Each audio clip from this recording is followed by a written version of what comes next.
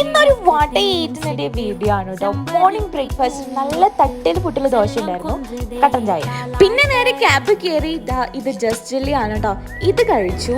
അത് കഴിഞ്ഞ് ഈ പായസം മഞ്ഞ ഉണ്ടാക്കിയ പായസം പോരെ, എന്നിട്ട് തിന്നില്ലല്ലോ. ഞാൻ പായസം കഴിഞ്ഞ് ഉച്ചയ്ക്ക് ലഞ്ചിന് ഞാൻ ബ്രെഡും കുറച്ച് ചോക്ലേറ്റ് സിറപ്പൊക്കെ ആയിട്ട് ഇങ്ങനെ ഒരു സംഭവം ഉണ്ടാക്കിയായിരുന്നു കേട്ടോ.